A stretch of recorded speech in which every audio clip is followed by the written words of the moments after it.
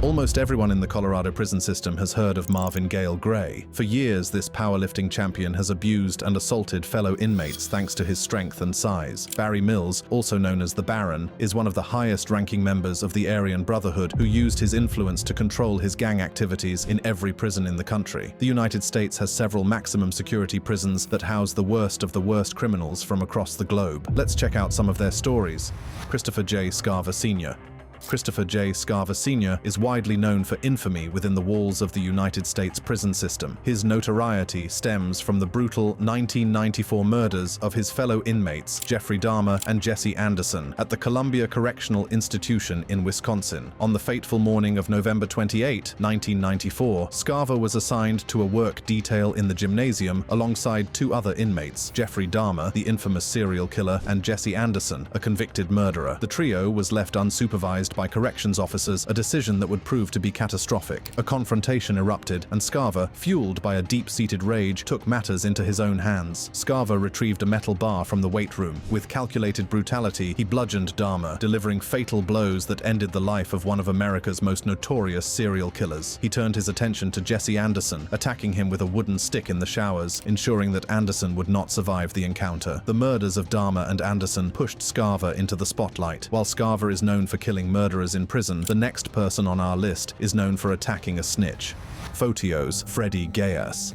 Fotios Freddy Gaius is a figure whose reputation extends far beyond the prison walls. An associate of the Genovese crime family based in New York City, Gaius is a man whose criminal endeavors have left a lasting impact on the criminal landscape. His notoriety reached new heights with his involvement in the 2018 murder of Winter Hill gang mobster Whitey Bulger. Gaius's ties to organized crime provided him with the resources and connections necessary to orchestrate one of the most high-profile prison murders in recent history. In October 30, 2018, Whitey Bulger was transferred to the United States Penitentiary Hazleton in West Virginia. Within hours of his arrival, Bulger was brutally beaten to death by multiple inmates. The attack was carried out with a sock-wrapped padlock and a shiv weapons that left Bulger's body unrecognizable. His eyes were nearly gouged out, and his tongue was almost cut off. Gaius, along with several other inmates, was implicated in the murder. Bulger's murder was seen as payback for his role as an informant, a betrayal that had long been a stain on his reputation. For Gaius, the murder was an act of revenge, but the next man killed people to make a statement for his brotherhood.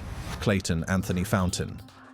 Clayton Anthony Fountain is a figure whose violent legacy has earned him the title of most dangerous prisoner in the federal system. As a member of the Aryan Brotherhood, Fountain's criminal activities and ruthless nature have left an unforgettable mark on the history of American incarceration. Fountain's notoriety is rooted in a series of violent acts that took place while he was serving time at the United States Penitentiary Marion, a facility known for housing some of the most dangerous inmates in the country. Fountain murdered 3 prisoners and 1 correctional officer, each with a shiv, a homemade weapon that became his tool of choice. These acts of violence were not random. They were calculated moves designed to assert his dominance and instill fear in those around him. Despite being confined to one of the highest security prisons in the United States, Fountain's reputation continued to grow as stories of his brutality spread throughout the prison system. His affiliation with the Aryan Brotherhood, a notorious white supremacist gang, only added to his fearsome reputation as it provided him with a network of allies and resources that further bolstered his standing. Fountain wasn't the only member of the Aryan Brotherhood to cement his violent reputation in prison, as you'll see shortly. Barry Mills. Barry Mills, also known as the Baron, is a high-ranking member of the Aryan Brotherhood. He was born in 1948 and grew up in California. Mills's involvement with the Aryan Brotherhood began in the 1970s, while he was serving a prison sentence for armed robbery. He quickly rose through the ranks of the gang, becoming one of its most powerful and feared leaders. In the 1990s and early 2000s, Mills was involved in a series of violent incidents, including murders, assaults, and conspiracies to commit crimes. He was also involved in the gang's extensive narcotics trafficking operations. In 2002, Mills was indicted on federal charges, including murder, conspiracy, and racketeering. He was convicted in 2006 and sentenced to life in prison without the possibility of parole. Mills is currently serving his sentence at the ADX Florence Supermax prison in Colorado, which is known for housing some of the most violent and high-risk inmates in the federal prison system. His reputation as a ruthless and cunning leader has made him a figure of fascination and fear within the prison system. While Mills is busy running the Aryan Brotherhood, the next person on the list is getting ready of defenders. Rocky Ali Beeman. Rocky Ali Beamon is a name that causes dread within the prison system. Beamon's journey into infamy began with a life sentence for murder, but it was his subsequent actions behind bars that truly defined his terrifying legacy. Beamon's first known prison murder took place on July 5, 2012, when he targeted a fellow inmate, 44-year-old Bruce Hunsicker. He stalked Hunsicker for days, observing his routines and waiting for the perfect moment to strike. The attack occurred in the prison showers. Beamon choked Hunsicker and stabbed him more than 80 times with a homemade shank. This act of savagery was not an isolated incident. Beamon's propensity for violence extended to other inmates, particularly those he deemed deserving of his wrath. In May 2018, Beamon penned a letter to Judge Christopher Patterson, in which he chillingly stated that killing sex offenders was the best feeling he had experienced in a long time. Beamon's actions have earned him a reputation as a predator among predators, a man whose presence instills fear in those around him. Beamon goes after sex offenders, but the next dangerous man on our list makes it a habit of abusing fellow inmates. Marvin Gale Gray. Marvin Gale Gray, a name that strikes fear into the hearts of many, is a man whose notoriety extends far beyond the confines of the prison walls. Known for his deviant behavior and incredible strength, Gray's story is one of violence, power, and a chilling disregard for human life. Gray's criminal career is marked by a series of heinous acts that took place both before and during his time in prison. In the 1990s, Gray gained notoriety for his violent behavior, which included the brutal beating and of his 27-year-old cellmate, Gary Hilton, on July 19, 1993. Less than a week later, he committed another similar crime by James Mervyn, an act that led to his transfer to the Colorado State Penitentiary, a special high-security prison where exceptional measures were taken against him. In the early 2000s, Gray was considered the most dangerous prisoner in the state of Colorado, a title that was well earned given his violent history and the chilling confessions he would later make. Gray may have been the most dangerous man in Colorado prison, but the next man on our list dominated Chicago prisons: Lester Harrison.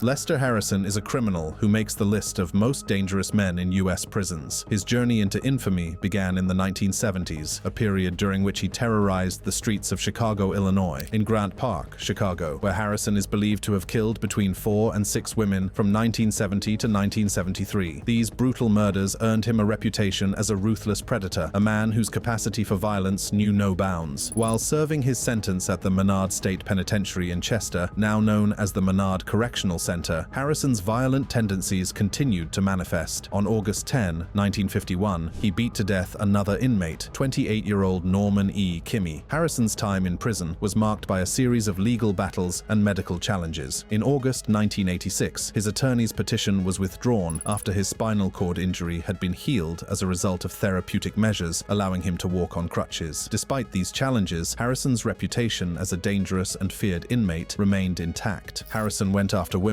but didn't mind attacking men just like the next prisoner on the list, Lemuel Warren Smith. Lemuel Warren Smith was an American serial killer who was convicted of murdering a woman in New York in 1967. He is also suspected of killing several other women during the 1960s. Smith's killing spree is believed to have begun in the early 1960s with the murder of a woman in New Jersey. Over the next several years, he is suspected of killing at least 4 other women, all of whom were found strangled and mutilated. In 1967, Smith was arrested for the murder of a woman named Janice Wiley, who was found dead in her apartment in Manhattan. Smith was linked to the crime through eyewitness testimony and physical evidence, and he was subsequently convicted of Wiley's murder. Smith was sentenced to life in prison for Wiley's murder. While he was only convicted of one murder, many investigators and experts believe that he was responsible for several other killings during the 1960s. His ability to blend in with society and avoid suspicion has been cited as an example of the banality of evil, a concept coined by philosopher Hannah Arendt to describe the way in which ordinary, unremarkable individuals can be capable of extraordinary evil. While Smith primarily went after women, the next criminal on our list targeted homeless men: Joseph Martin Danks. Joseph Martin Danks, infamously known as the Koreatown Slasher, is a violent criminal whose killing spree has left a lasting impact in Los Angeles. Danks's journey into crime began in January 1987 when he embarked on a killing spree that would leave 6 homeless men dead in Los Angeles' Koreatown neighborhood. Danks's actions during this period were marked by a level of savagery that shocked the community and left authorities scrambling to bring him to justice. His choice of victims, homeless men living on the fringes of society, reflected his predatory nature and his willingness to exploit the vulnerabilities of those around him. On September 21, 1990, Danks's violent tendencies resurfaced within the confines of the prison system. He attracted the attention of a prison guard by claiming that he had killed his cellmate. Danks stated that he had strangled Holt with a rope made from a sheet late at night, just 3 hours after he had been placed in his cell and Holt had fallen asleep. Danks expressed no remorse for his actions, claiming that he was doing God's work when he killed the elderly man. Danks went after homeless men, but the next criminal on our list went after offenders: Christopher David Luntz. Christopher David Luntz's actions have carved a path of fear and violence within the United States prison system. Known for his brutal crimes and self-proclaimed mission against pedophiles and offenders, Luntz's story is one of ruthless sense of justice. His journey into notoriety began with the murder of his father in Palm Harbor, Florida in 2003, a crime that would set the stage for his later actions behind bars. Convicted and sentenced to life for the murder of his father, Luntz's time in prison has been characterized by his self-admitted role as a serial killer of pedophiles and offenders. On September 21, 2009, Luntz's violent tendencies came to the forefront once again. He threatened another inmate with a shank and held him hostage, a move that demonstrated his willingness to use violence as a means of control. Prison guards eventually convinced him to calm down, and when they entered his cell, they discovered that his 46-year-old cellmate, a convicted child molester named Nathaniel Taylor, had been stabbed to death by Luntz. While Luntz is on a twisted quest for justice, the next person kills because it's fun: James Gerald Kodatich.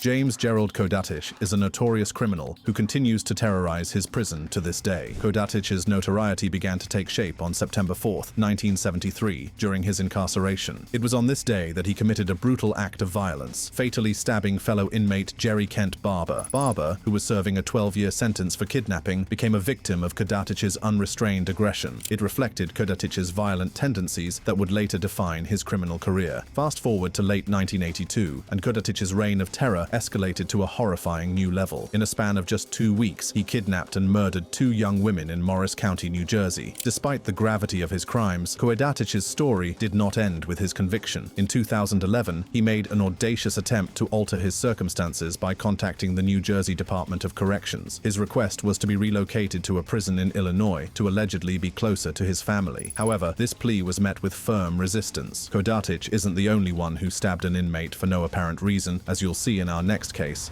Kevin Bellinger. Kevin Bellinger is a federal inmate whose actions have left a permanent mark on the U.S. penitentiary Hazleton in Brewston Mills. His story is one of calculated violence and cold-blooded murder. Bellinger's notoriety stems from a brutal event that occurred on October 7, 2007, when he orchestrated a deadly attack on fellow inmate Jesse Harris. This was a meticulously planned assault carried out with the assistance of another inmate, Patrick Andrews. On that fateful day, Bellinger and Andrews executed their plan with precision, using homemade knives to stab Jesse Harris to death. The attack was swift and merciless, leaving Harris with no chance of survival. The motive behind this orchestrated murder remains shrouded in mystery, but the brutality of the act speaks volumes about the dangerous nature of those involved. The aftermath of this heinous crime saw Bellinger facing the full weight of the law. In August 2017, a jury found him guilty of murder by a federal prisoner serving a life sentence and second-degree murder in a federal facility. While no one knows why Bellinger killed Harris, the next prisoner on our list killed in an escape attempt: Bruce Allen Davis.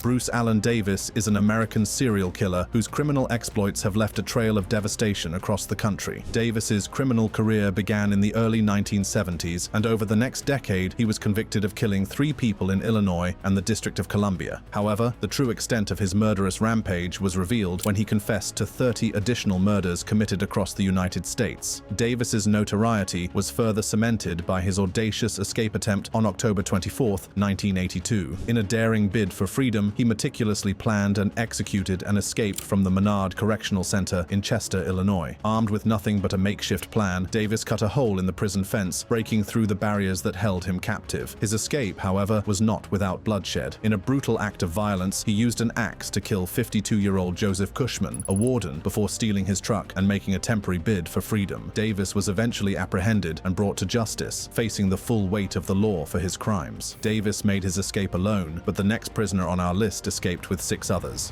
Randy Halprin.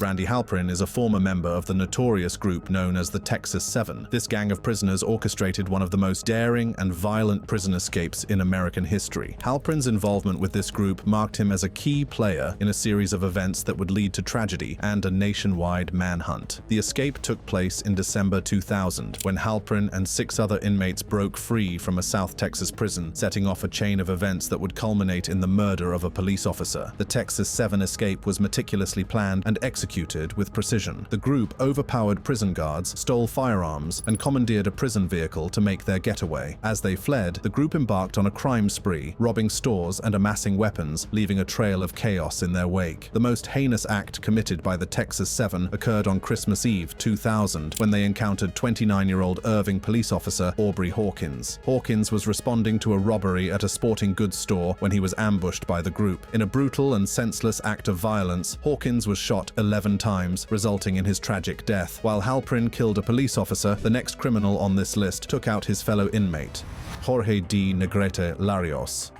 Jorge D. Negrete Larios, a name that echoes within the walls of Calipatria State Prison, is known for violence and chaos that can erupt even in the most secure environments. His notoriety can be traced to a brutal attack that took place within the prison. Negrete Larios, along with 2 other inmates, allegedly attacked and killed fellow inmate Alberto Martinez. The staff, trained to respond to such incidents, acted swiftly to quell the violence. Utilizing pepper spray and a baton strike, they managed to subdue the 3 suspects, bringing the chaotic scene under control. The quick response by the staff prevented further escalation and potential loss of life. Negrete Larios' presence in Calipatria State Prison is the result of a series of violent offenses that have marked his criminal career. He was received into state prison from Riverside County on July 5, 2016, after being sentenced to 32 years and 4 months. His convictions include attempted second-degree murder with enhancements for inflicting great bodily injury, discharge of a firearm, and street gang activity in the commission of a violent felony. Unfortunately, Negrete Larios isn't the only one who ambushed a fellow prisoner on his way back to the cell. Patrick Franklin Andrews.